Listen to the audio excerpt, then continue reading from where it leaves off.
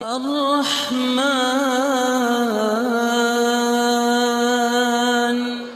الحمد لله الحمد لله الذي خلق السماوات والأرض في 6 أيام ثم استوى على العرش إن الحمد لله نحمده ونستعينه ونستغفره ونعوذ بالله من شرور أنفسنا ومن سيئات أعمالنا من يهده الله فلا مضل له وما يضلل فلا هادي له أشهد أن لا إله إلا الله وحده لا شريك له وأشهد أن محمدا عبده ورسوله أما بعد فاعلم أيها الناس فإن أصدق الحديث كتاب الله وخير الهدى هدى محمد صلى الله عليه وسلم وشر الأمور محدثاتها وكل محدثة بدعة وكل بدعة ضلالة وكل ضلالة في النار.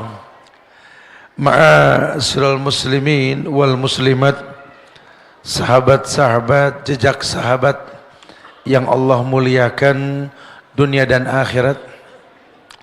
Alhamdulillah, kita bersyukur pada Allah, kembali Allah mudahkan kita berkumpul di kota Bandung yang indah ini, di Masjid Agung Trans Studio, yang kita berterima kasih kepada DKM dan staf Masjid Agung Trans Studio yang telah memfasilitasi anak bangsa untuk mau mendalami kemuliaan tauhid. Karena kita sebagai bangsa Indonesia ini bersyukur harusnya. Sudahlah, cacian, makian, hujatan kita kepada negeri ini bukanlah sebuah solusi. Justru mengembalikan fitrah Allah pernah muliakan negeri ini dengan tauhid, itu lebih baik buat kita. Dulu ada sinyal yang ditinggalkan oleh pendahulu-pendahulu kita untuk kita mengerti bahwa apapun suku bangsanya dan bahasanya, Indonesia beragam pemahaman agamanya. Pendahulu-pendahulu kita ini berkeyakinan bahwa dasar negeri ini adalah ketuhanan yang Maha Esa, dan yang Esa hanya Allah. Betul.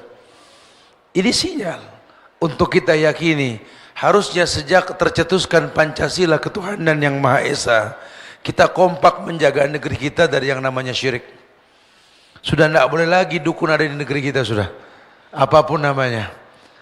Cuma karena mungkin kita nggak mendalami tauhid, sehingga secara perlahan ujian demi ujian datang ke negeri kita, berat terasa kita menjalaninya. Kenapa? Karena tauhid tak tegak lagi seperti dulu. Bangga sekali saya, Masya Allah. Tadi kita sempat berkumpul di Lanut Hussein Sastra Negara.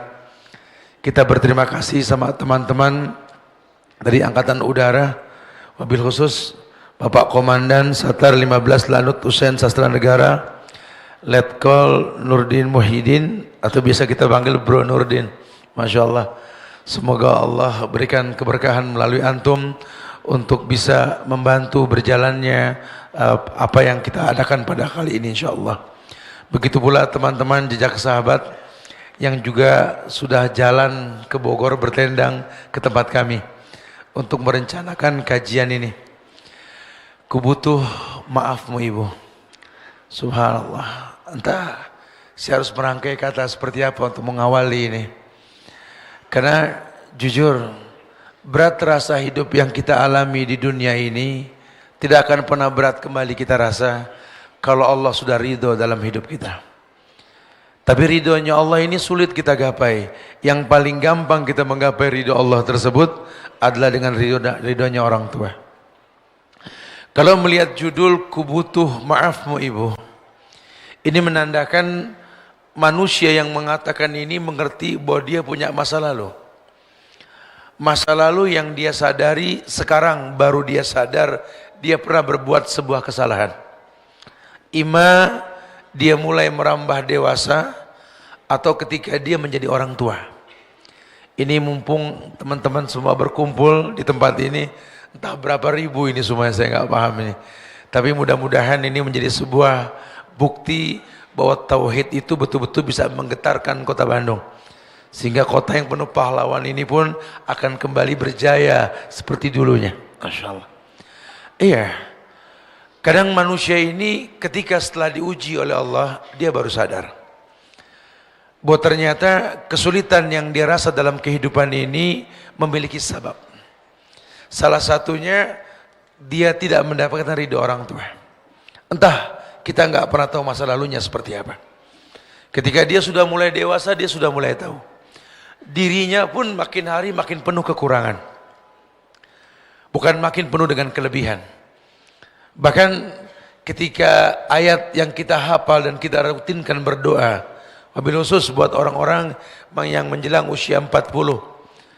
Al-Ahqaf ayat 15 ketika Allah mengatakan, falamma balagha asyuddah wa balagha arba'ina sanatan qala rabbi auzi'ni an ashkura ni'mataka allati an'amta 'alayya wa 'ala walidayya wa na'mala salihan tardahu wa aslih li fi dzurriyyati inni tubtu ilaik wa inni minal muslimin. Ada statement inni tubtu ilaik wa inni minal muslimin. Aku bertaubat kepadamu dan aku menyerahkan diriku hanya kepadamu ya Allah. Ini menandakan dia sadar diri bahwa dirinya ini penuh dengan dosa. Tapi mukadimah ayat mengatakan ketika sempurna usia, sampailah usia 40, manusia ini akan datang masanya, kesempurnaan dalam dirinya. Kesempurnaan yang Allah titipkan dalam kehidupannya bisa menjadi hakim untuk kehidupannya di masa lalu. Iya ya, dulu kita merengek, meminta sesuatu kepada orang tua kita. Dengan berbagai cara, rengekan pun kita buat. Berharap apa yang kita pinta diberikan. Bergulirnya waktu, kita sudah mulai kayak orang tua. Dan orang tua kita pun ternyata sudah bukan lagi orang tua kita yang 10 tahun yang lalu. Dia mulai merengek. Dia mulai seperti anak kecil. Karena tadi, orang kalau sudah usia 40 itu puncak. 41, 42 itu makin menurun. Sampai yang Nabi katakan sittin wa sab'in, antara 60, 70. Makin kesana usianya, makin seperti anak-anak. Sementara kita makin dewasa. Kalau dulu orang tua kita menyiapkan maklum yang banyak untuk kita, 10 dosa pernah kita lakukan, orang tua kita siapkan 11 maaf loh untuk kita.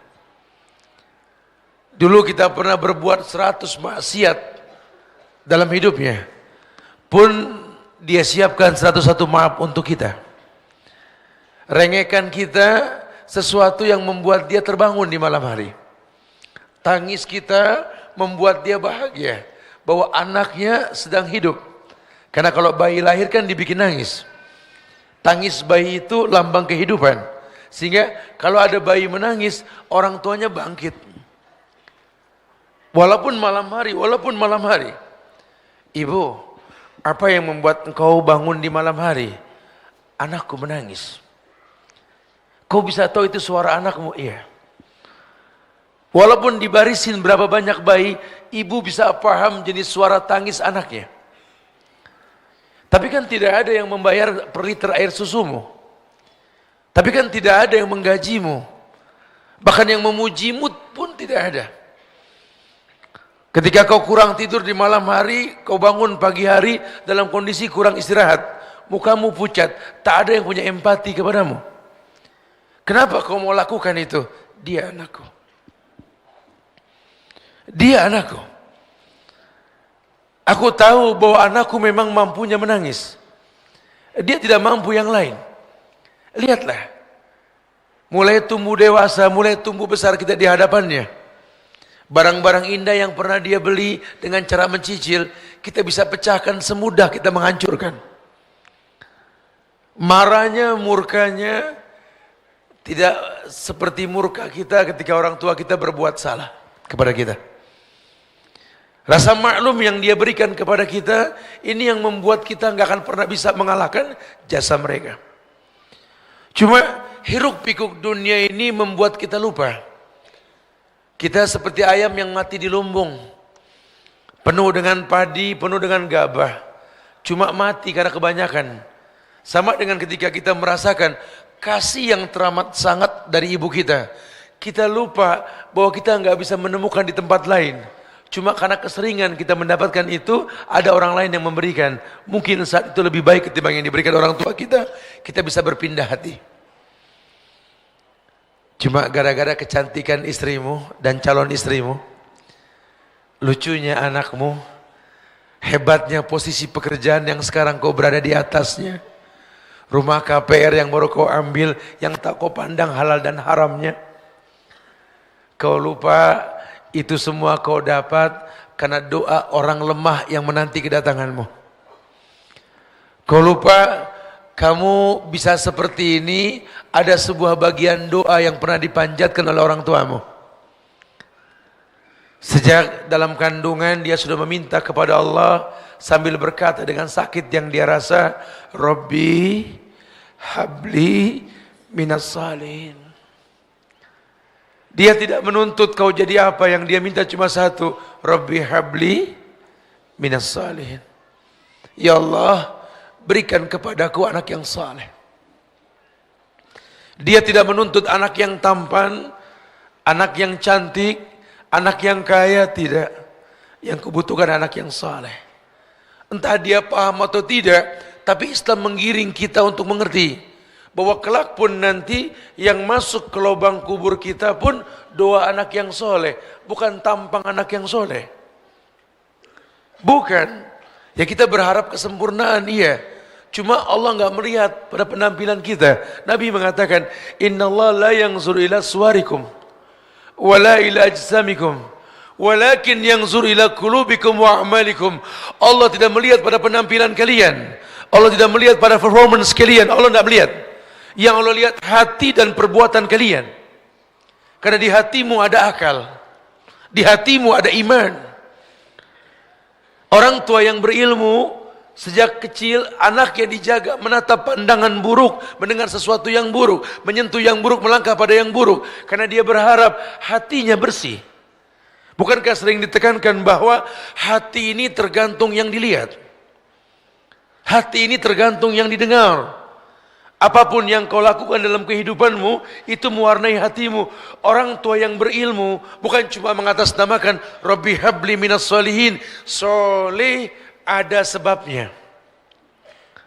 Sama dengan kita nanti. Orang tua kita makin hari makin lemah. Kalau sekarang kita ada kajian rutin di TSM, betul? Alhamdulillah. Kita ada kajian rutin di sini. Ustadz-ustadz yang Masya Allah kajian rutin bersama Ustadz Chandra dan lainnya, Masya Allah. Ada yang membimbing kita, ada. Orang tua kita dulu tidak ada. Mereka hidup di zaman di mana saat itu betul-betul susah mencari kajian. Kalau sekarang seorang gadis pakai kerudung panjang, ibunya heran. Jangan terus si gadis mencemooh mamanya. Mama kenapa sih benci banget sama kerudung aku yang panjang? Mama tahu gak, kerudung mama tuh gak ada di Islam. Masya Allah. Ini anak suka sama soto kala jengking kali ya. Sama orang tua ngegas aja. Tanya sama ibumu, tanya. Mama, waktu mama seumuran aku mah, ada gak yang jual kerudung seperti ini mah? Ya gak ada. Masa dimana saat itu betul-betul Indonesia ini sedang perang karakter.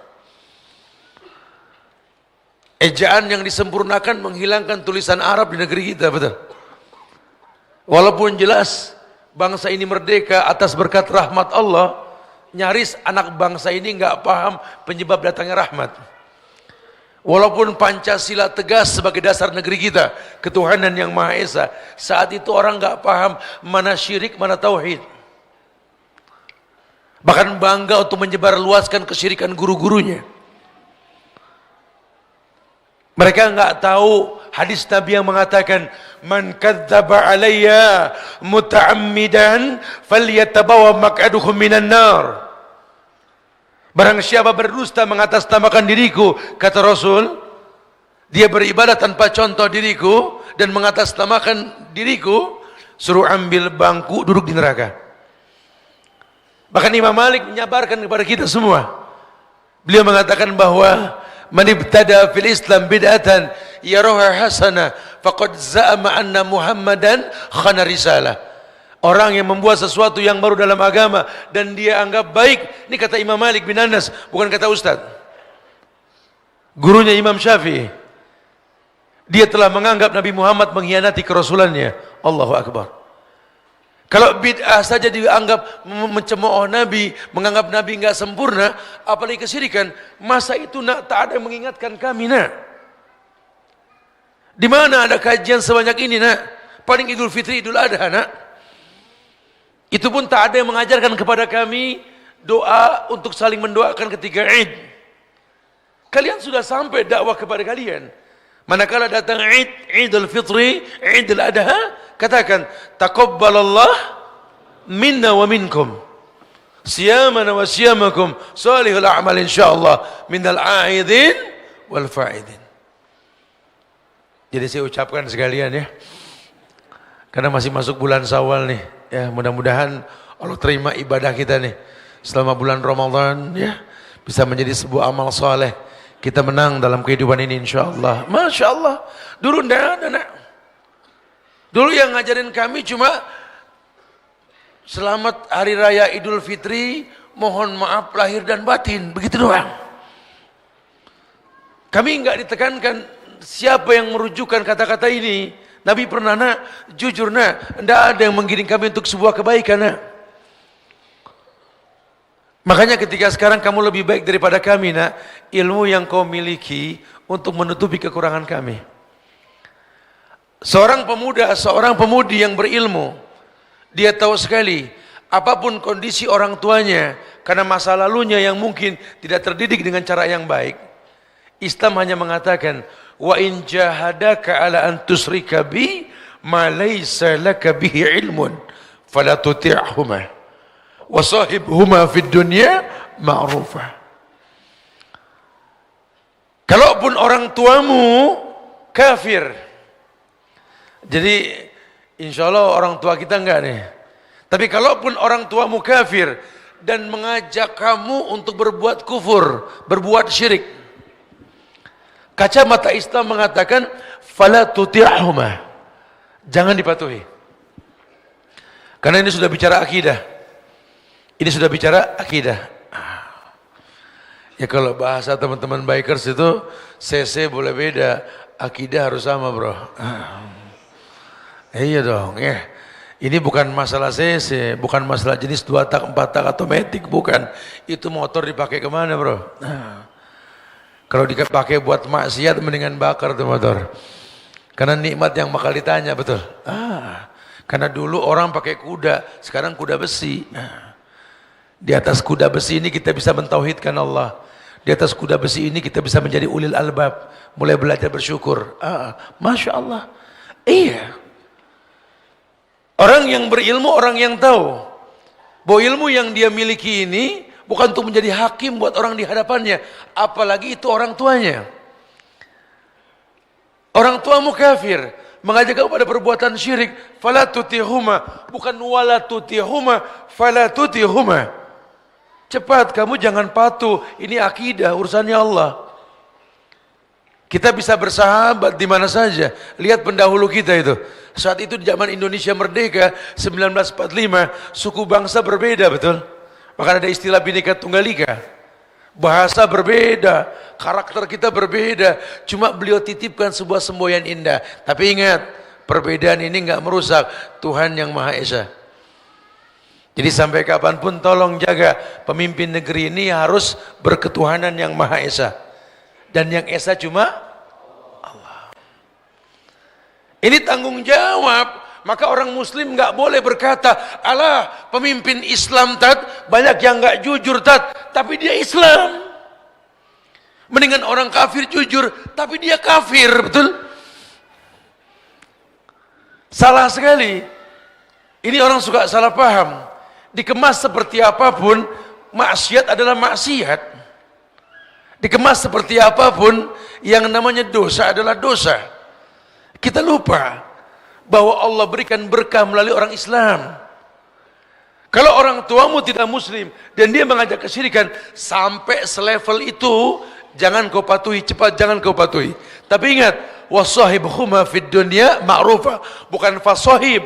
Karena memang ayat mengabarkan kepada kita bahwa tidak gampang untuk menjadikannya dia sahabat. Ustadz bisa ngomong gitu Ustadz, orang tua Ustadz baik Ustadz.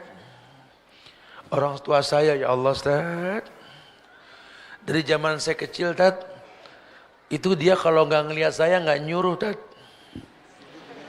Tiap ngelihat saya nyuruh. Nah, saya kadang-kadang jalan berdua adik saya nih, ada emak nggak? Ada emak nggak ada yuk. Ya ada emak. Nah gitu. Kalau tahu saya nggak kalau tahu saya nggak lewat sini. Orang tua juga punya kebiasaan nggak boleh ngelihat anak nyuruh gitu ya. Aduh Ustaz, saya udah salah saja sama orang tua saya Ustaz. Ya Allah Ustaz, dari zaman dulu Ustaz udah salah aja. Jadi saya gimana saya mau jadi orang yang baik sama orang tua Ustaz, gitu ya. Kadang-kadang kita suka merasakan kayak gitu ya. Saya juga nggak ngerti bagaimana kerasnya hidup kalau nggak mereka yang mengajarkan hidup ini keras Ustaz. Akhi, ini manfaatnya kita kumpul nih di Masjid Agung Trans Studio nih. Jadi kita tahu nih, bukan tugas kita untuk menjadikan orang tua kita baik. Dan bukan tugas kita untuk mendatangkan hidayah kepada mereka. Karena kebaikan dan hidayah itu tugasnya Allah. Tugas kita cuma menjadi anak yang harus berbakti siapapun dia. Karena bahasa Quran, wa in jahadaka ala an tusyrika bi, sampai levelnya orang tuamu ngajak berbuat syirik. Ini 14 abad yang lalu nih ayat turun. Zaman Nabi pun ada orang tua yang nggak suka anaknya baik. Mus'ab bin Umair tuh, pemuda yang Masya Allah, yang mati syahid pada akhirnya. Ketika dia masuk Islam, ibunya menggunting rambutnya, nggak mau terima dia sebagai anak. Lihat, Abu Hurairah, lihat, Sa'ad bin Abi Waqqas, lihat. Cuma mau bilang apa? Kita nggak pernah belajar sejarah mereka. Kita cuma beragama yang sekarang kita lihat, sayang. Makanya nih saya bilang sama teman-teman jejak sahabat di Bogor kemarin, ini mumpung namanya jejak sahabat. Dan di hadapan kita nih ribuan anak muda berkumpul di tengah kota Bandung untuk menggetarkan kota ini dengan tauhid. Kenapa enggak merujuk kepada jejak sahabat-sahabat muda Nabi yang melalui tangan mereka Allah turunkan sebabnya kemuliaan. Tidak ada yang sulit kalau Allah sudah ridho sama kita. Dulu zaman Rasul, ada Rasul. Ya zaman kemari kita mendengar manusia mulia yang bernama Muhammad Al-Fatih, betul? Bukankah dia seorang pemuda yang hafal Quran, berusia 21 tahun, punya 100 pasukan, bisa menggetarkan Konstantinopel, terbuka itu pintu. Bosporus, kalau antum datang ke sana antum lihat. Itu dia bisa tarik itu kapal laut menuju darat, dia masuk ke dalam pagar batas kota tersebut, dia hantam dari dalam. Ternyata tidak mungkin 100 orang ini bisa tarik itu kapal laut ke atas darat. Dia butuh bantuan masyarakat setempat. Loh kok masyarakat bisa bantu Ustaz? Karena orang-orang Islam zaman itu yang berperang di sana betul-betul talentnya maksimal. Ada bekas-bekas keagamaan dalam dirinya. Belum mereka berkata pun orang sudah tahu, iyalah kita mesti nurut sama orang kayak begini. Dulu Turki itu enggak tahu yang namanya buang hajat, ceboknya pakai air, enggak tahu. Muhammad Al-Fatih ajarkan itu. Islam pertontonkan kebersihan. Enggak pakai kata-kata karena memang orang kafir mereka. Kalau pakai dalil enggak masuk Quran dan Sunnah, tapi pakai fi'liyah. Dakwah yang seperti ini. Bukankah Mus'ab bin Umair ketika beliau berdakwah ke Madinah, Sa'ad bin Mu'az yang saat itu belum masuk Islam, petinggi Madinah, melihat Mus'ab bin Umair, pemuda datang ke Madinah, dia mengatakan, lam arahu lam arahu ka'annahu min rijalil jannah. Ini pemuda siapa ya? Kita belum pernah ngelihat. Ah, ini sih penghuni surga. Karena bersihnya, tampannya, enak dipandangnya, lebih ke fi'liyah. Ini teknik dakwah ini kita lupakan. Kita gemar berdebat. Yang akhirnya perdebatan menyandarkan ilmu kita, sementara ilmu kita dipertanyakan. Itu yang terjadi. Kenapa kita enggak ku anfusakum wa ahlikum nar? Harusnya ilmu yang kau miliki, kau menjadi orang yang punya karakter-karakter mulia. Kau punya qoribin, kau punya hayyin, kau punya sahlin. Orang tuamu mungkin tidak sebaik gurumu, tapi tetap Allah titipkan kamu melalui rahimnya, bukan rahim gurumu. Orang tuamu mungkin tidak sebaik gurumu, tapi Islam mengatakan al-ummu madrasatul ula. Ibu sekolah utama untuk anak-anaknya. Bagaimana saya katakan ibuku sekolah, Ustaz? Lawang dia enggak pernah mengajarkan saya. Akhi, kau lupa. Kau dewasa karena kesalahan yang kau lihat dalam dirinya. Mungkin dia tidak sempurna. Cuma bahasa agama, sahibuhuma fid dunya ma'rufa. Jadikan orang tuamu sahabat, orang yang betul-betul mungkin tidak baik, agamanya dipertanyakan, kau suruh bersahabat dengannya. Kau disuruh bersahabat dengannya. Masya Allah. Sulit Ustaz belajar bersahabat dengannya. Sampai kau mengerti, ibumu, ayahmu manusia yang tak mungkin maksum, tempatnya salah dan dosa. Kalau Islam mengatakan, jadikan dia sahabat. Carilah bagaimana menelurkan hatinya. Kita lanjutkan nanti pada Isya insyaallah. Alhamdulillahilladzi ja'ala al-ardha dhalulan wa amarna bi namsi 'alaiha lina'mala salihan libahsi rizqa minku litanawulil jannah min babi husnal khatimah. Alhamdulillah hamdan katsiran thayyiban mubarakan fi kama yuhibbu rabbuna wa yarda. Asyhadu an la ilaha illallah wahdahu la syarika lah wa asyhadu anna Muhammadan abduhu wa rasuluh. Amma ba'du. Sahabat-sahabat, jejak sahabat yang Allah muliakan dunia dan akhirat, kita bersyukur pada Allah, kita diberikan petunjuk melalui Quran untuk kita kaji dan kita mengerti dengan Quran sebagai furqan dalam hidup kita. Kalaupun tadi disampaikan bahwa posisi kita sebagai anak adalah untuk berbakti kepada kedua orang tua, apapun kondisinya. Mungkin orang tua kita bukan orang baik, atau dia orang baik, siapapun dia, Allah telah percayakan kita diletakkan dalam rahimnya. Sehingga saya sering mengatakan kepada teman-teman yang suka mencemooh keputusan Allah, belakangan ini kan kalau rujukan agama kepada Saudi, Mekah, Madinah, sering diidentikan dengan pemahaman Wahabi, betul. Hujatan, cacian, makian buat negeri Arab, seakan-akan tak ada kemuliaan di dalamnya. Saya suka balik bertanya sama mereka yang suka menghujat. Allah masih percayakan Haramain. Ada Ka'bah, ada Madinah. Dan banyak hadis yang memuliakan dua kota suci tersebut. Sekarang kalau Allah ajarkan kita untuk memuji karena Allah puji keduanya, kenapa kita enggak belajar mempercayainya? Sama seperti ketika kita ke orang tua. Makin tinggi ilmu yang kita miliki, makin tinggi jenjang pendidikan kita, seakan-akan terbukalah keburukan di hadapan kita. Dan orang yang paling dekat dengan pandangan kita adalah orang tua kita. Kita menjadi hakim buat mereka. Kita lupa bahwa Allah pernah titipkan kita melalui mereka.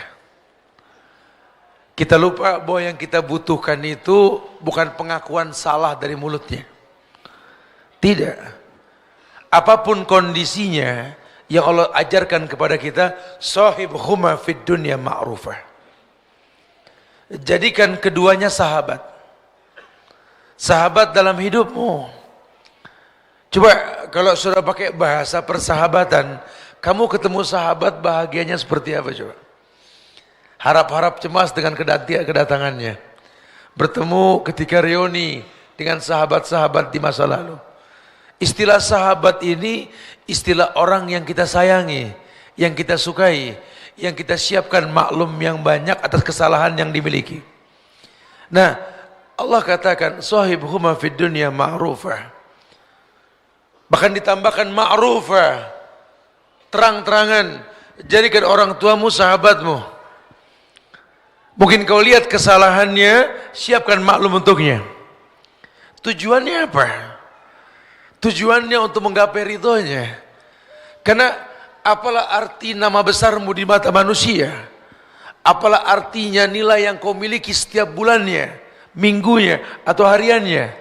Apalah artinya kemuliaan yang sekarang kau rasa kalau ridho mereka tak kau miliki? Masya Allah. Tingkah laku kita melukai hatinya karena kita nggak kenal dia. Kita nggak pernah bertanya sama dia, "Mah, pernahkah mama punya harapan dalam hidup mama? Anakmu ini mama pengen jadi apa?" Tanya. Kita nggak pernah bertanya begitu. Kita lupa dia juga manusia yang punya harapan. Dulu waktu dia menikah dengan ayah kita, dia juga punya sejuta harapan. Pun ketika mengandung kita, ketika melahirkan kita, dia pun punya harapan. Cuma bergulirnya waktu, masa tak berulang, banyak harapannya yang pupus di tengah jalan. Padahal tidak ada kata terlambat. Kalaupun dia pengen kita jadi orang sukses, di hati kecilnya tetap yang dia butuhkan anak yang saleh. Anak yang mengerti bahwa makin hari orang tuanya makin penuh dengan kekurangan. Ada sepasang suami istri yang baru menikah. Dia gandeng tangan istrinya. Dia datangi orang tuanya setelah dia berjalan, setelah acara pernikahan. Orang kita bilang honeymoon lah. Selesai honeymoon dia pulang dengan muka berseri keduanya. Assalamualaikum ma. Assalamualaikum pa. Gandeng tangan pasangannya. Berharap orang tuanya bahagia melihat kebahagiaan dia. Tapi ternyata orang tuanya malah bermurung muka. Tidak bahagia seperti yang diharapkan. Saya bingung sama orang tua saya. Lawang kami nikah restu dia, ketika kami berbahagia, ingin berbagi bahagia dengannya. Tapi mukanya murung, Ustaz. Salah apa kami? Allah Karim. Iya, seperti ketika kita kecil dulu merengek waktu ayah kita mau kerja, betul? Orang ayah kerja buat nyari uang, buat beli makanan buat kalian rengekin. Jangan pergi, jangan pergi. Terus kalau nggak pergi siapa yang ngasih makan, kan begitu? Iya, kekerdilan kita saat itu karena kita nggak tahu apa yang dikerjakan. Sama orang tua kita pun sekarang kayak anak-anak. Coba sekali-kali kau datangi dia berdua. Assalamualaikum ma. Waalaikumsalam. Saya nggak bisa tidur mas beberapa hari ini. Kenapa? Melihat muka mama nggak bahagia ketika saya gandeng pasangan saya kemarin. Kenapa ma? Jujur kenapa? Dia akan berkata, ya Allah nak, hati ini nggak bisa didustai nak. Ketika kau gandeng tangan lentik, jari lentik istrimu, mama melihat tangan mama sendiri nak. Ya Allah, udah berapa lama tangan keriput ini tak digandeng oleh anakku. Ya Allah, dulu tangan ini ketika melepas pegangan tangannya, kau menangis nak. Sekarang mama cuma bisa melihat, Masya Allah. Mama cemburu nak. Kau letakkan kepalamu di pundak kekasihmu nak, istrimu. Dulu kamu pernah meletakkan kepalamu di pundakku. Enggak tahu nak, ini timbul dengan sendirinya nak. Makin hari ibumu ini makin tua nak, bukan makin muda. Makin merasa ada yang hilang dalam hidup. Susah mengungkap kata ini nak. Dulu kau pernah tidur di atas pahaku nak, kubalur kau dengan doa nak. Tapi setelah doaku diijabah oleh Allah, kau lupa nak. Kau mulia sekarang karena doaku. Aku malu mengungkapkannya nak, karena kulakukan karena Allah. Tapi sebenarnya kalau kau dekat denganku nak, ketika kau aku ajarkan kepadamu makan, kusuapkan kau dengan pisang yang kuhaluskan, kau tatap wajahku nak. Ketika kau sudah mulai dewasa, ku bikin kapal-kapalan dari sendok nak. Ayo kapal. Kau lupa nak, nasi bungkus yang pernah ibu beli untuk berbuka. Kau lupa nak, bahwa wajah ibumu ini makin hari ini makin menua nak. Harusnya kau sadar nak, ibumu bukan ibumu yang 10 tahun yang lalu nak, yang menyiapkan maklum yang banyak untukmu nak. Tapi sekarang ibu berusaha untuk berharap kau pun punya maklum untuk ibumu nak. Ibumu pun berharap nak, kau siapkan maklum yang banyak. Cuma ibu tak bisa paksa nak, karena dunia sudah mengakui kasih ibu sepanjang jalan, kasih anak sepanjang galah. Nah, kalau dalam hidupmu kau rasakan kesulitan nak, ketahuilah, innallaha ta'ala la yunalu ma indahu illa bita'ah. Kau berharap di sisi Allah semua kemuliaan. Tak akan pernah kau dapat kemuliaan tersebut nak, kecuali kau mentaati Allah. Demi Allah nak, ridhokulah yang memudahkanmu nak, karena ridhonya Allah dalam ridhoku nak. Cuma untuk keluar kalimat tersebut tidak semudah mengeluarkannya nak. Butuh persahabatan di antara kita. Dan seorang sahabat adalah yang bisa memaklumi sahabatnya.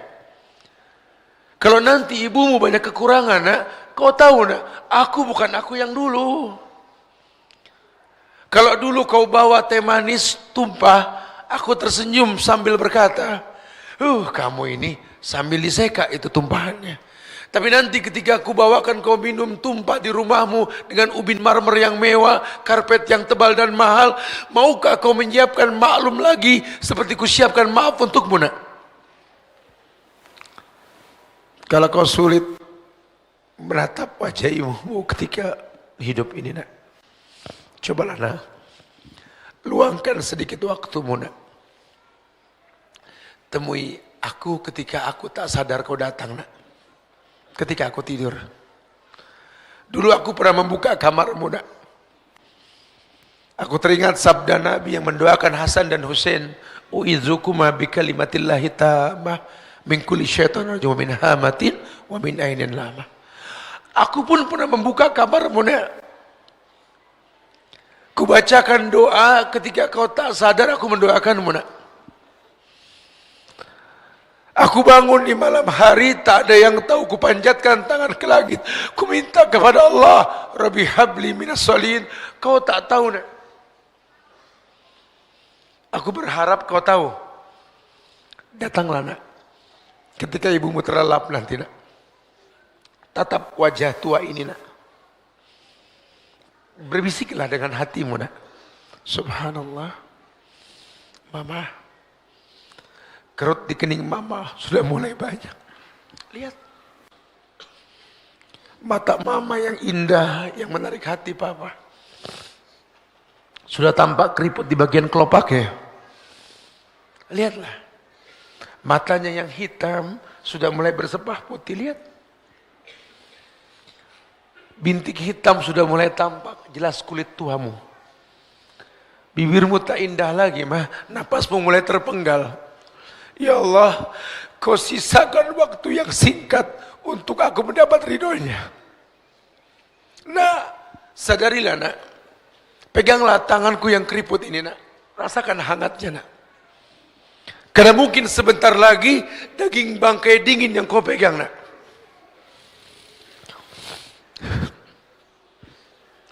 Kalau nanti aku sudah tiada nak, kau bisa berbakti mendoakanku. Kau bisa berbakti memohonkan ampun untukku. Tapi tak lagi kau bisa dapat ridhoku nak. Kau tercipta untuk berbakti, nak, bukan menjadi hakim dalam hidupku. Kau lihat, hari bergulir, waktu berganti, orang tuamu makin punya kekurangan, nak. Ilmu yang kau miliki jadikan sebagai sebab tambahnya pemahamanmu. Kau butuh mereka seperti mereka butuh dirimu. Tidak ada yang sulit di atas dunia ini. Bahkan kematian pun tak terasa sakit. Ini yang dipertontonkan oleh Abdullah bin Zubair, Zubair bin Awam, ayahnya. Abdullah bin Zubair ketika kematian ingin mendatanginya, yang dia temui ibunya Asma binti Abu Bakar. Ibunya yang sudah buta, Asma di hari tuanya buta. Zubair berkata kepada ayahnya, kepada ibunya, "Duhai ibu, mungkin ini perjumpaan kita yang terakhir. Kenapa kau berkata seperti itu, wahai Abdullah bin Zubair? Pasukanku sudah terjepit. Musuh akan membunuhku. Al-Hajjaj As-Saqafi. Doakan anakmu ibu. Berilah ridhomu padaku." Asma berkata kepada Abdullah bin Zubair, "Wahai anakku, peluklah ibumu. Mungkin ini pelukan yang terakhir untukmu." Ketika dipeluk, Asma merasakan ada baju besi di badan anaknya yang ingin menghadapi kematian melawan musuhnya, yang dia dalam posisi terjepit. Ketika dipeluk, Asma yang buta merasakan ada baju besi yang menghalangi antara badannya dengan badan anaknya. Dilemparkan anaknya sambil berkata, "Buka bajumu, nak. Buka bajumu. Buka baju besimu, nak." Inikah anak Zubair bin Awam? Inikah cucu dari kekasih Rasulullah Abu Bakar As-Siddiq, As-Siddiqul Akbar? Inikah anak dari Asma, pemilik dua ikat pinggang, ingin menghadapi kematian, memohon ridhoku dengan baju besi yang kau pakai? Buka bajumu, nak. Temui kematianmu, nak. Tiap tetes menjadi saksi di akhirat nanti. Ibumu ridho, nak. Terjadi kematian, ridhonya ibu tidak membuat dia panjang umur, dia mati. Karena kullu nafsin dha'iqatul maut, setiap yang hidup pasti didatangi oleh kematian. Dan terlaknatnya Al-Hajjaj As-Saqafi ketika sudah mati, ini Abdullah bin Zubair bin Awam, ini disalib dia di atas sebuah batang kayu. Dan dicemooh. Asma mendatangi anaknya sambil mendoakan keridhaan dan tunggu ibumu di pintu surga. Kata Al-Hajjaj As-Saqafi, lihatlah pengkhianat telah mati, terbantai. Inilah anak yang kau banggakan. Jaga lisanmu, wahai pengkhianat. Anakku meninggal dalam keadaan syahid karena ridhoku. Subhanallah. Ini yang kita nggak pernah paham, kapan kematian mendatangi kita. Semua orang terfokus dalam penaklukan dunia, padahal ujung hidup yang terpenting adalah wala tamutunna illa wa antum muslimun. Jangan sampai kalian wafat kecuali dalam keadaan Islam. Sehingga kita butuh ridho orang tua kita untuk menutup hari kita dalam ketundukan, kepatuhan kepada Allah. Apalah arti hidup yang kita miliki. Maka saya sering katakan, ya Allah, ambil semua yang kau titipkan padaku, ambil ya Allah. Ambil ya Allah. Ambil semuanya ya Allah. Aku terlahir seorang bayi merah yang hanya menangis. Ambil semuanya ya Allah. Tapi tolong ya Allah, jangan pernah kau ambil tali kasihku pada kedua orang tuaku. Subhanallah. Tidak ada yang tidak ada yang sulit di atas dunia ini. Kalau ridho orang tua sudah kita miliki. Sahabat yang Allah muliakan, wallahi kemuliaan dekat dalam kehidupan kita. Maka ketika ayat mengatakan sahibhuma fid dunya ma'rufa, jadikan kedua orang tuamu, siapapun dia, sahib, sahabat ma'ruf yang transparan. Kalau perlu kita bangga bawa orang tua kita, seperti kita bangga mengajak teman hidup kita. Ajak dia ke sebuah tempat yang kita sering ajak teman-teman kita ke sana, ke tempat yang mewah. Coba sekali-kali kau berikan dia pakaian yang bagus, kirimkan ke orang tua kita.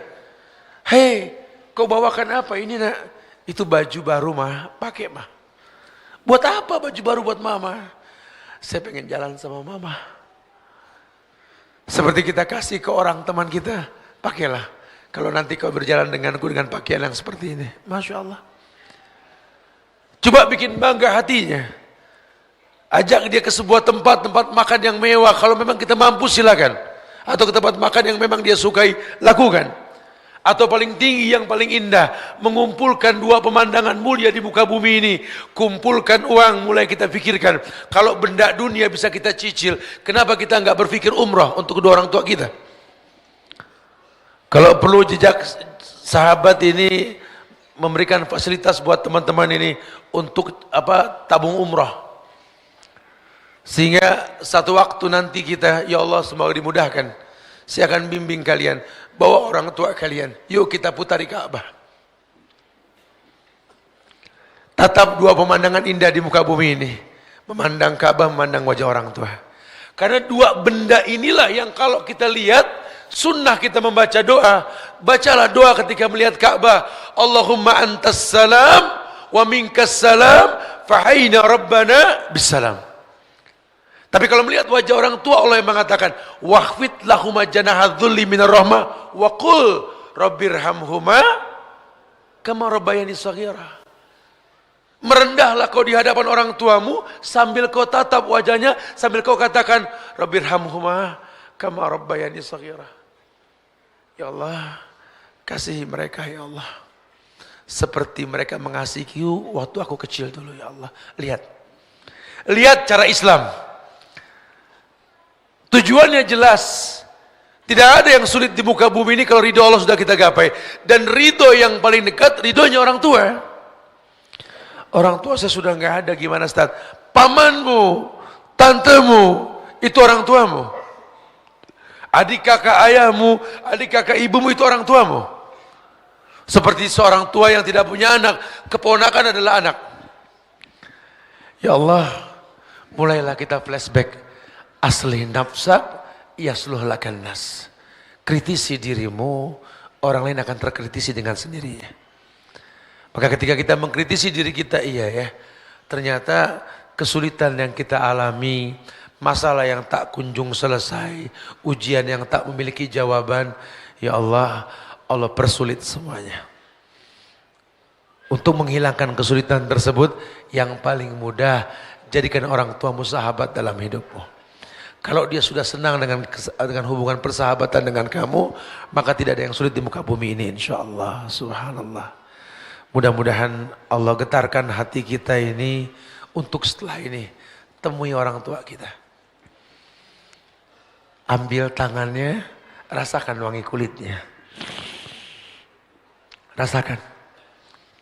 Karena mungkin besok daging bangkai yang kita cium dari dirinya, kita nggak pernah tahu. Mumpung masih ada. Wallahu a'lam bishawab. Mari kita berdialog. Silakan yang mau ditanyakan. Fadhlu. Nah.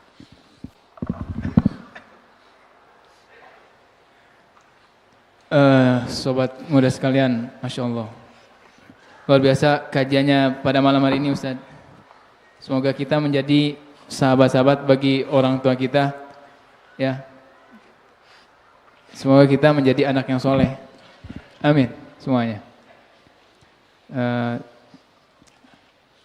Baik. Sudah. Kita kasih 2 pertanyaan dulu bagi siapa yang mau bertanya dari Sobat Ikhwan. Dari Sobat Ikhwan 2 pertanyaan, 2 penanya. Pertama. Itu, Masya Allah. Ya, anak-anak dulu ya, Afwan ya. Sedikit macet.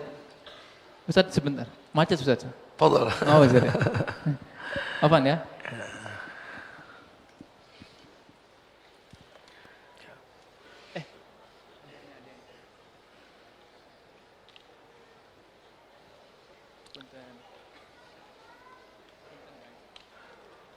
Doakan jejak sahabat nanti bisa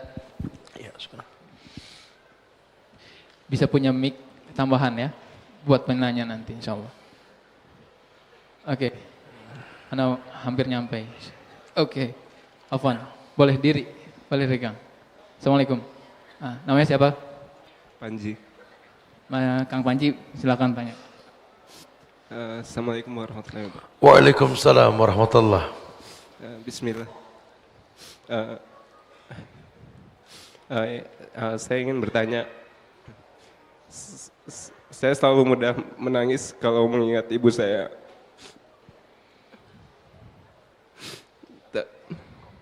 Tapi saya takutnya rasa sayang saya kepada ibu saya melebihi rasa sayang saya kepada Rasulullah SAW.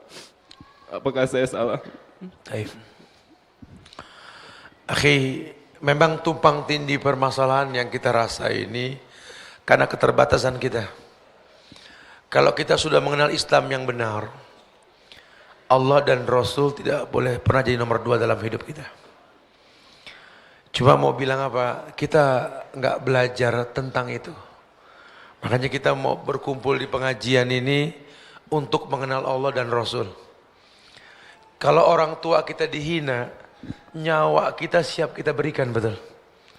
Tapi kalau Allah dilecehkan, dianggap memiliki anak dan lain sebagainya, Nabi pun dilecehkan dan lain sebagainya, kita biasa-biasa saja. Karena keterbatasan ilmu kita. Wallahi, kita mencintai orang tua kita, tapi cintanya kita kepada Allah dan Rasul tidak pernah terkalahkan. Cuma memang cinta kita ke orang tua ini bukan untuk dibandingkan. Karena kalau diterjemahkan Allah dan Rasul lebih utama, kita remehkan orang tua ya salah. Bukankah Nabi sengaja mengatakan ridallah fi ridal walidain wa sukhtullah fi sukhtil walidain. Ridhonya Allah ada di ridho orang tua, murkanya juga sama. Jadi sebenarnya memang dua hal yang berbeda. Artinya cinta kita kepada kedua orang tua kita ini cinta yang manusiawi dengan alasan yang jelas. Makanya orang tua, kalau ayat tadi mengatakan jadikan orang tuamu sahabat, anak nggak mungkin bisa bersahabat sama orang tua kalau nggak diajarkan persahabatan sejak dini. Ini perlu supaya nanti kita sayang sama orang tua, alasannya kuat. Saya sama orang tua nggak bisa melawan, Ustaz. Apapun yang saya berikan kepada dia, kalau bicara materi, mungkin banyakkan saya ke dia, Ustaz, ngasihnya. Dia nggak pernah kasih materi. Cuma sama orang tua bukan bicara materi, Ustaz. Dia mengandung saya yang saya nggak akan pernah bisa bayar sampai kapan juga. Dan Allah telah amanahkan saya melalui dia. Baik bayi itu lahir bermanfaat buat orang tua atau orang tua bermanfaat buat bayi. Mungkin dalam hal ini Allah ciptakan saya untuk bermanfaat untuk keduanya. Makanya antum mesti luruskan nih. Ya, bukan untuk dibandingkan. Semoga cintanya antum ke orang tua antum ini menjadi penyebab datangnya ridho Allah kepada antum insyaallah ya. Antum sukses insyaallah. Allahu a'lam bishawab. Nah. Yang di belakang. Tayyib, fadhal. Ini yang bawa mic. Yang belakang. Ada yang mau tanya nggak? Mumpung Anda di belakang. Oh, oke. Insyaallah. Silakan Kang. Assalamualaikum. Silakan nama sama tinggalnya di mana? Saya tinggal di Cicahem. Assalamualaikum Tad. Waalaikumsalam. Apakah dosa anak dapat mendatangkan azab kepada orang tua yang sudah meninggal? Itu yang pertama. Yang kedua, apakah dosa itu dibagi dua? Jadi gini ceritanya. Anda misalkan punya anak, terus Anda meninggal sebelum anak itu tumbuh dewasa. Dan qadarullah anak itu tumbuh di lingkungan yang kurang baik dan menjadikan anak yang kurang soleh misalkan. Apakah itu dosa si anak yang belum sempat saya didik menjadikan azab di kubur saya nanti? Tayyib, barakallah. Nah, akhi, tidak ada dosa jariah dalam Islam kalau si pelakunya sudah bertobat. Alla taziru waziratun wizra ukhra. Orang tidak terbebani oleh dosa orang lain. Kecuali kalau memang kita mengajarkan kemaksiatan dan orang jadi banyak yang bermaksiat, kita belum bertobat, dosa mereka dosa kita. Ya, makanya Islam ini ajarkan sama kita zikir pagi petang, suruh istighfar 100 pagi 100 sore, banyak beristighfar sama Allah. Wa'ad bisayyatal hasanat tamhuha wa khaliqinas bihulkin hasanin.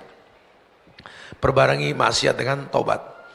Kemudian yang kedua, kalau seandainya kita jadi orang tua keburu meninggal, anak kita di tangan orang nggak baik dan dia jadi nggak baik, apakah kita berdosa? Wallahu a'lam. Makanya saya pernah sampaikan di Bandung ini buat laki-laki khususnya, al-walad lil khal. Ada pepatah Arab mengatakan anakmu tergantung iparmu. Apa maksudnya anak tergantung iparmu? Saudara istrimu. Kamu kalau mau nikah, perlu kamu lihat iparmu siapa. Karena kalau nanti istrimu hamil, kamu meninggal, yang berhak ngasih nafkah ke istrimu ya saudara istrimu. Siapa dia? Itu perhitungkan. Jadi jangan cuma paras yang cantik yang kita sukai, tapi kita nggak tahu latar belakang, ini bahaya. Banyak kasus seperti ini. Kita suka sama orang bule, ya sementara kita belum bagus agamanya. Dia mu'alaf, alhamdulillah Ustaz, saya nikah dengan dia. Didik dia. Karena kalau kamu nggak didik dia, dia mungkin bisa kembali lagi, atau anakmu ini kan ponakan saudara yang kafir. Ini yang saya katakan wallahu alam, saya nggak paham. Dulu sempat nggak dia berpikir seperti itu. Tapi secara umum, kalau memang kita sudah meninggal, putus semua hubungan. Idza mata ibnu Adam inqata amalu illa min salas. Kalau meninggal anak Adam, putus semua hubungan. Kecuali 3 perkara. Sedekahnya waktu hidup, ilmunya yang bermanfaat, doa anak yang saleh. Nah makanya ketika dia nggak mampu untuk mendidik karena dia sudah mati, Allah batalkan hukum buat dia. Tapi kalau kita meninggal dalam keadaan soleh, ingatlah hikayat Nabi Khidir.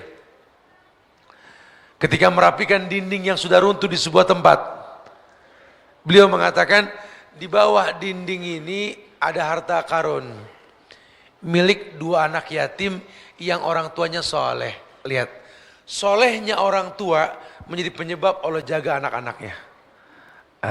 Makanya ya, buat para Jones, ya, tolong kalau Anda mencari Jonesa, gitu ya, yang silsilahnya bagus. Tapi kalau memang siapapun jodoh Anda, tugas Anda wahai para laki-laki, didik istrimu menjadi madrasah untuk anak-anakmu. Karena al-ummu madrasatul ula. Yang dikatakan madrasah sekolah adalah ibu, istrimu. Pilihlah istri jadi madrasah buat anak-anaknya. Semoga Allah berikan kita pasangan yang baik insyaallah ya. Allahu a'lam. Masya Allah Ustaz. Taib. Ustaz satu lagi ada hadiahnya Ustaz. Tapi yang Ustaz Subhan aja deh yang tunjuk. Ustaz Subhan yang tunjuk, silakan. Dari semua yang Anda lihat yang paling cepat ngangkat tangan depan Anda ini tadi ini. Antum fadhal. Fadhal Ustaz. Bismillah. Terima kasih Ustaz atas kesempatannya. Jadi alhamdulillah kemarin-kemarin saya mendapatkan tawaran untuk seleksi bekerja di Jepang.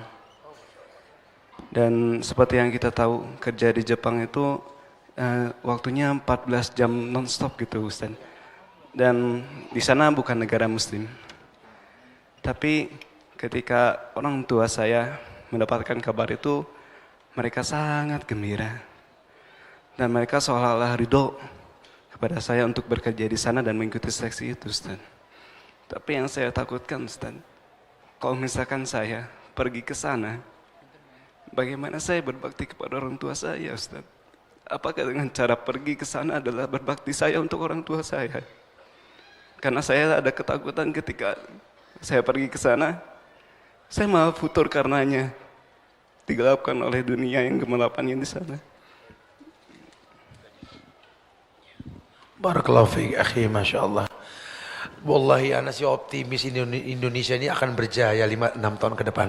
Masya Allah. Karena anak-anak mudanya Masya Allah ini rata di Indonesia kayak begini nih. Menegakkan tauhid, takut agama rusak di sebuah tempat. Masya Allah. Ya insya Allah, mudah-mudahan Allah muliakan negeri kita insya Allah ya. Akhi, jadilah mutiara. Dimanapun mutiara, tetap mutiara. Walaupun dalam cangkang yang berlumpur. Kemarin 10 hari saya di Jepang. Saya bertemu dengan banyak teman-teman di sana, orang-orang Indonesia yang kuliah dan kerja di sana. Jujur, saya ngelihat kondisi Jepang ini, Masya Allah. Ini tinggal bersahadat doang dah mereka dah. Ya. Karena betul-betul adabnya, nyaris selama 10 hari di sana saya nggak ngelihat ada ludah di jalan raya itu. Sampahnya itu betul-betul tidak ada. Masyarakatnya sudah betul-betul beradab dan berakhlak. Dan teman-teman yang di sana itu juga komunitasnya saya nggak nyangka. Ketika saya disuruh kajian di Tokyo saat itu ya, itu di sana itu pikir kajian tematik seperti ini. Ternyata kajian kitab. Dan komunitasnya sudah bagus banget. Memang masjid nggak sebanyak di negeri kita, itu negeri kafir. Tapi masyarakat Jepang mau menerima Islam dengan cara yang baik. Makanya kalau memang antum masih muda, punya kesempatan datang ke sebuah tempat untuk bekerja atau mempraktekkan ilmu antum, ya antum perkirakan selama memang agama antum tidak rusak di sana. Malaysia, nggak ada permasalahan, gitulah ya. Bahkan banyak teman-teman kita yang pulang dari sana lebih memiliki adab dan akhlak yang baik, tepat waktunya dan lain sebagainya. Tapi saya juga enggak membenarkan, artinya yang namanya negeri kafir, resiko kita berbuat buruk tuh besar sekali. Makanya kondisi sekarang negeri-negeri kafir ya tidak seperti negeri-negeri kafir zaman dulu yang susah kita beribadah. Jadi kalau boleh saya kedepankan sama antum, berilmulah sebelum beramal. Antum bisa tanya di kota mana antum. Kalau sudah tahu di beberapa kota yang ada di Jepang ya, nanti antum bisa tanya di sana bagaimana kajian Islam di sana. Kalau memang antum perkirakan antum bisa ibadah dengan benar, kajian rutin, nggak ada masalah. Ya, Allah telah mudahkan bumi ini untuk kita berjalan. Huwallazi ja'ala lakumul arda dzalulan famsu fi manakibiha. Allah telah mudahkan bumi ini untuk manusia berjalan di atasnya. Tapi ingat, kitanya perlu tahu, dan antum perlu bikin hubungan yang kuat sama orang tua. Karena antum bawa nasab. Ya Allah, kita bukan orang yang maksum, gemar berbuat salah. Tapi kalau kita bawa nama orang tua, ada punya rasa malu nanti kita. Oh iya ya, anak tidak mau merusak silsilah keluarga. Makin antum kenal itu, Allah akan jaga antum insyaAllah ya. Semoga Allah muliakan antum insyaAllah. Dan minta ridho mereka ya. Allah, barakallah. Naam. Ini ada pertanyaan kertas. Apa kita tanya dulu? Jawab dulu ya. Ini.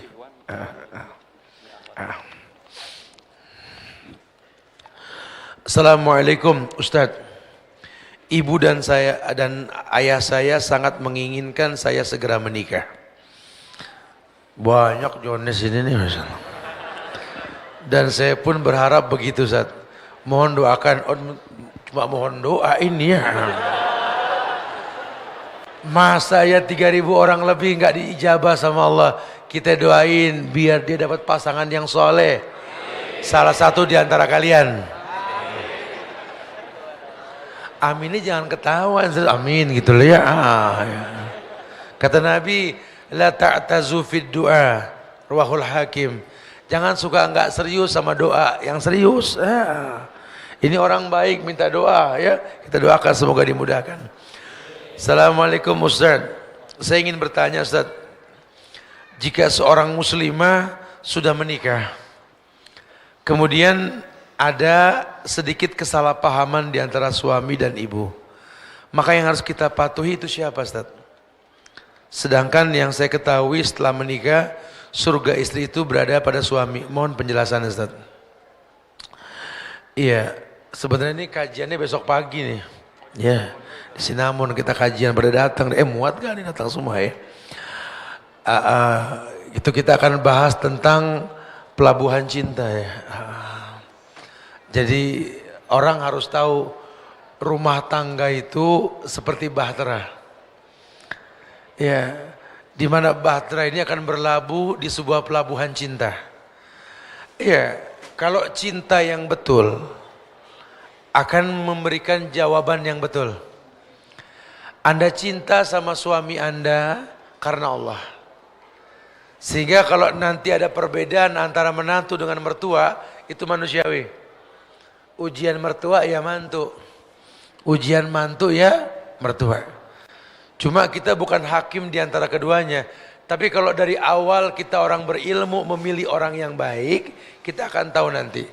Kalau memang dalam hal ini ibu kita benar, orang tua kita benar, suami anti salah, ya kulil haqqa walau kana murran, katakan yang hak walaupun pahit.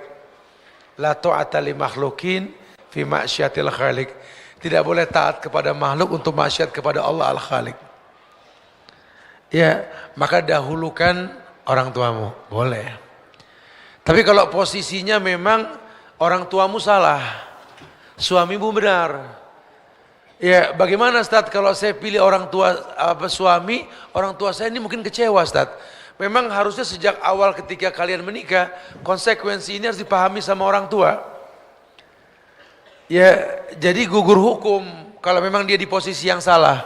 Cuma mungkin tetap kita kemas bahasa bahwa pernikahanmu ini bukan dinding pemisah antara kamu dengan orang tua.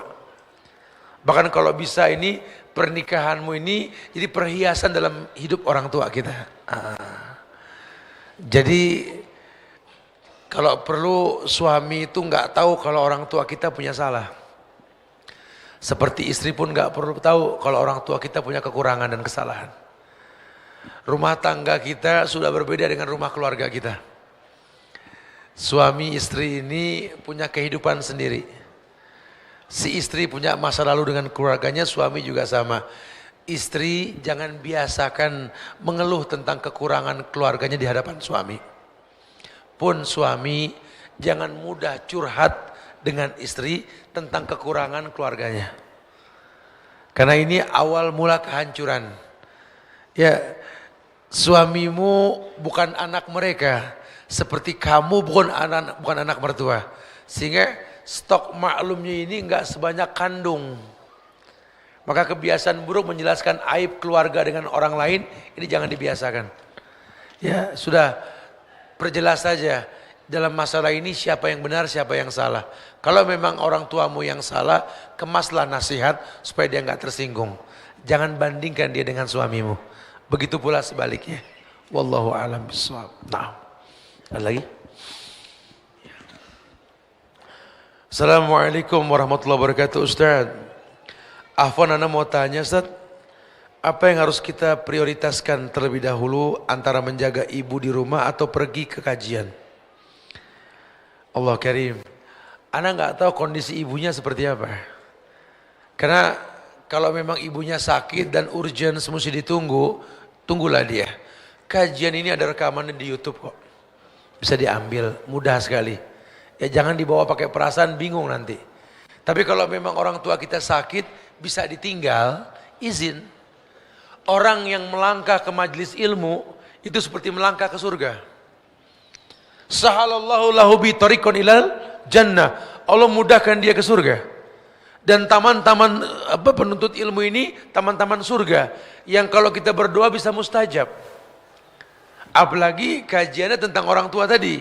Pulang kita makin dekat sama orang tua kita. Makin terasa sekali bagaimana harus berbakti sama mereka, betul? Jadi coba dilihat dulu kondisinya. Kalau memang harus ditemenin, temenin. Dia lagi di ruang ICU, ya jangan ditinggal.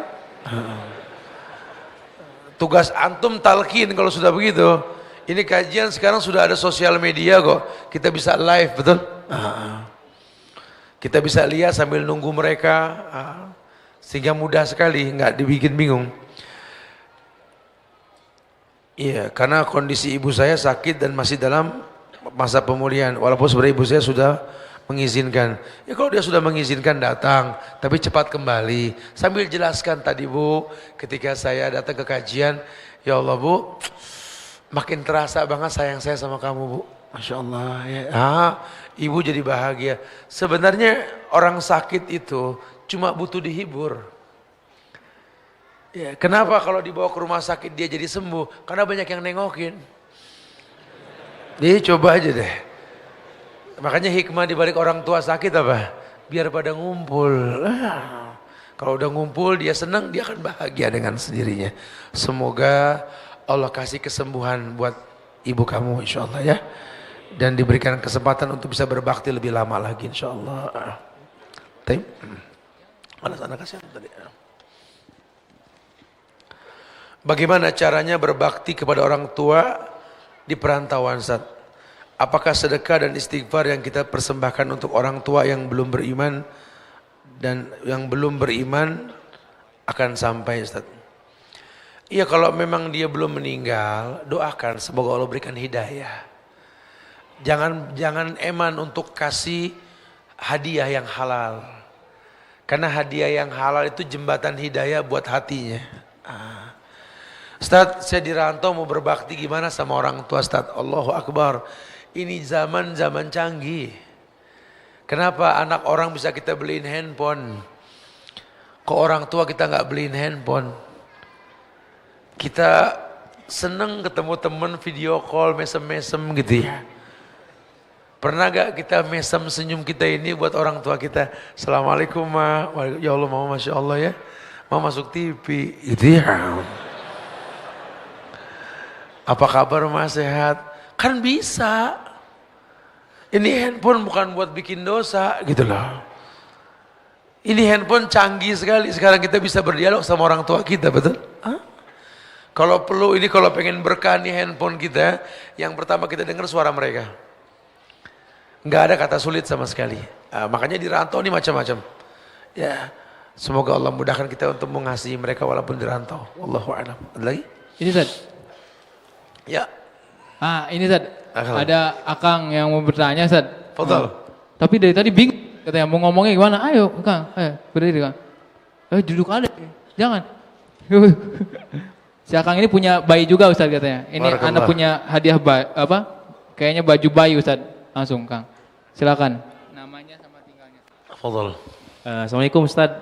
Waalaikumsalam. Nama saya Ketut Firdaus. Masya Allah. Rumah di Sumedang, cuma tinggal di daerah Bandung, daerah Ciwastra. Jadi gini Ustadz, kita 5 bersaudara, sudah nikah semua ceritanya. Ayah udah nggak ada, berarti tinggal ibu sendiri nih. Ibu udah mulai renta. Sempat ditanya ke ibu, ibu mau ikut siapa nih? Intinya kita sebagai anak pengen berbakti gitu ya. Seenggaknya di hari tuanya kita bisa merawat ibu kita. Iya. Cuma di sisi lain, ibu kita lebih nyaman di rumah sendiri, Ustadz. Sedangkan di rumah sendiri kan udah nggak ada temannya. Nah, pertanyaannya, apakah kita berdosa, Ustadz? Sedangkan kita ini 5 bersaudara, 4-nya Iwan, yang Ahwat cuma 1 orang. Ya. Gitu. Pertanyaan yang kedua, apa yang harus kita lakukan, Ustadz? Supaya kita bisa berbakti kepada ibu kita yang sudah menuju renta ini. Tolong dikasih penjelasannya, Ustadz ya. Jazakallah khairan. Iya, insyaallah. Iya. Memang yang namanya orang tua, rumah dia sendiri itu lebih bikin dia nyaman. Kita bawa dia umroh, kita sewakan hotel bintang 5 yang paling mewah. Tetap ketika pulang ke kampung dia lebih senang. Aduh, balik juga dah gitu lah. Padahal kemarin tuh bintang 5 itu ya. Di kamar tuh lebih enak. Kenapa? Di hotel bintang 5 nggak ada paku katanya. Kalau di kamar tuh paku banyak, bisa naruh baju, naruh macam-macam. Orang tua tuh alasannya polos ya.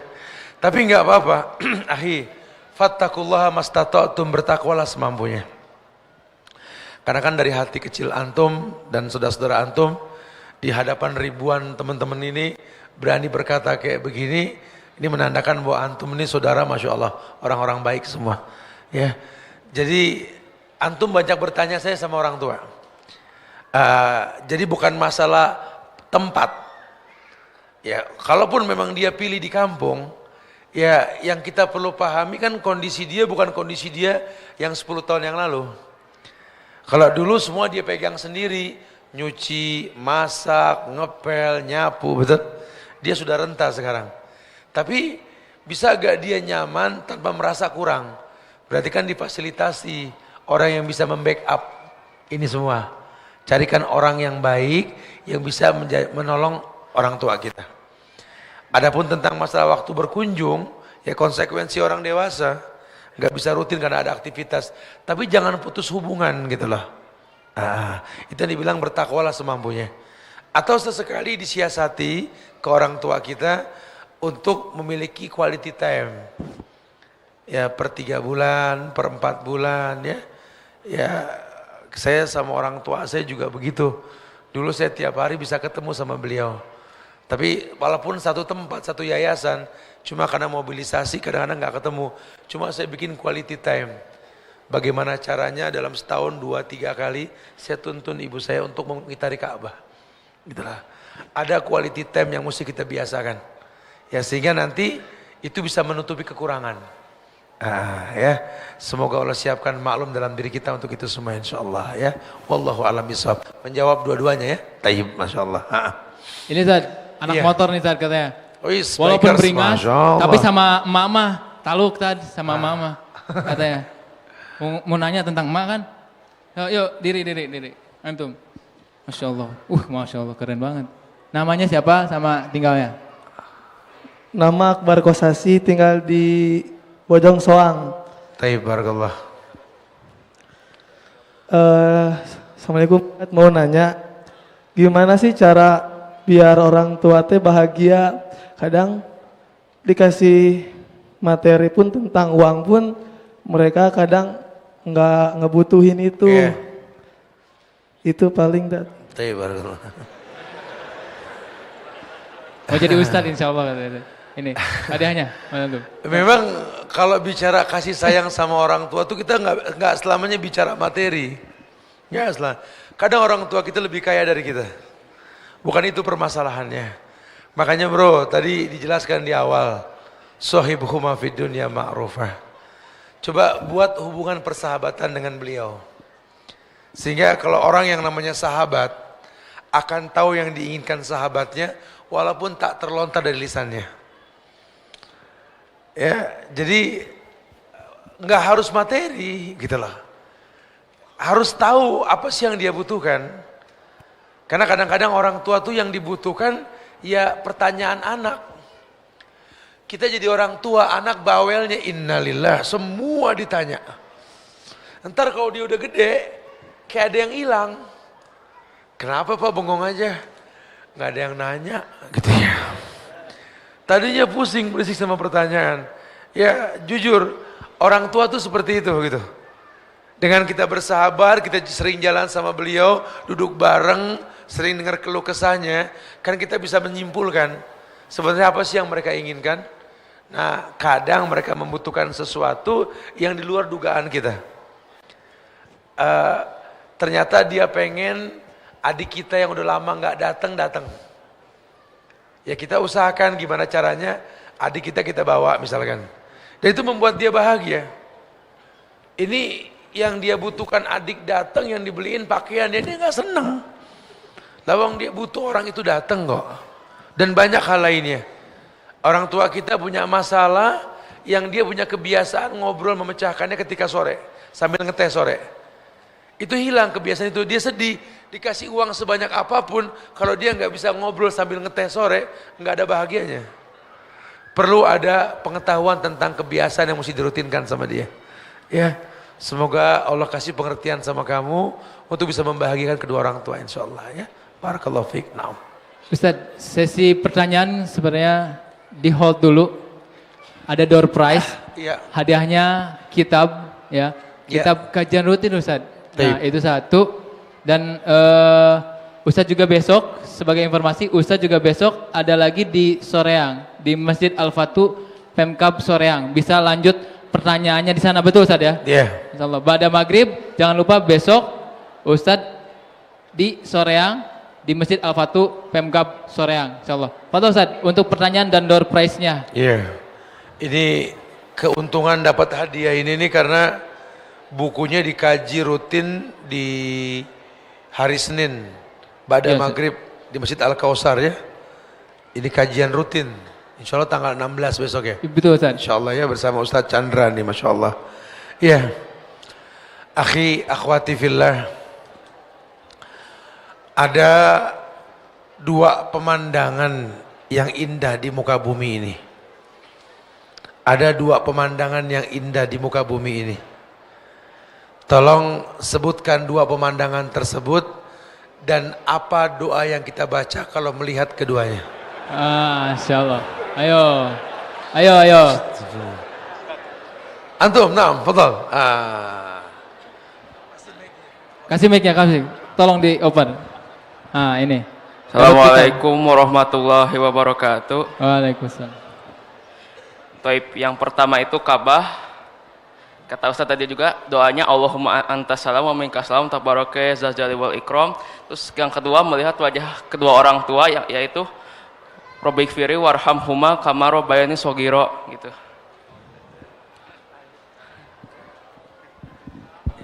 Antum layak untuk duduk di kajian Ustaz Chandran nanti insyaallah ya, barakallahu fiik, masyaallah. Ya, mudah-mudahan antum praktekkan dalam keseharian. Satu lagi Ustaz.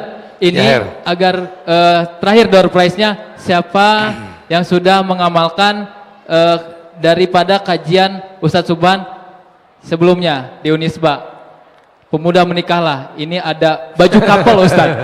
Betul Ustadz. Nah, siapa yang berani dapat pertanyaan dari Ustadz bisa jawab dapat ini. Betul Ustadz. Iya. Ini.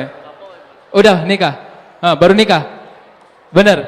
Oke. Ini Ustadz berani katanya Ustadz. Masya Allah. Istrinya diajak. Istrinya diajak. Istrinya diajak nggak? Alhamdulillah, masya Allah. Masya Allah. Afan, bentar. Ini ada gamis, berarti Ustaz, gamis sama baju ini takwa buat. Belum. Antum dapat harus sebentar. Antum harus dapat pertanyaan dulu dari Ustaz. Siap jawab ya? Enggak. Anda kasih pertanyaan ke beliau. Ya, Her, masya Allah ya. Akhi, sebutkan dua nama sahabat yang diuji oleh Allah oleh kedua orang tuanya ketika dia masuk Islam. Abu Hurairah Ustaz ya. Satu lagi Usamah bin satu lagi yang ibunya nggak mau makan itu Ustaz sampai tapi namanya lupa Ustaz. Iya betul. Yang ibunya nggak mau makan sampai dia kembali ke agama nenek moyang, namanya nggak terlintas Ustaz, ada grogi. 1,5 lah sebetulnya, ini setengah lagi. Mus'ab bin Umair. Ya iya, Ustaz bin Sinan. Saya dapat hadiah dong, saya jawaban. Ini ibu kafilah.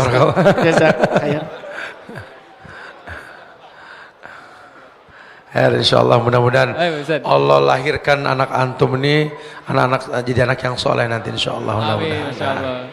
Oke, bahagia sekali Ustaz malam ini bisa beramah-tamah dan mendapatkan nasihat ilmu dari Ustaz Subhan Bawazir. Semoga tidak hanya sampai sini saja. Oke, ditutup dengan rangkumannya dari sama Ustaz. Taib, ya sahabat-sahabat jejak sahabat Bandung, siap gak kita menegakkan tauhid? Siap gak kita menegakkan tauhid di negeri Indonesia ini? Allah akan muliakan negeri kita insyaallah. Allahu Akbar. Assalamualaikum warahmatullahi wabarakatuh.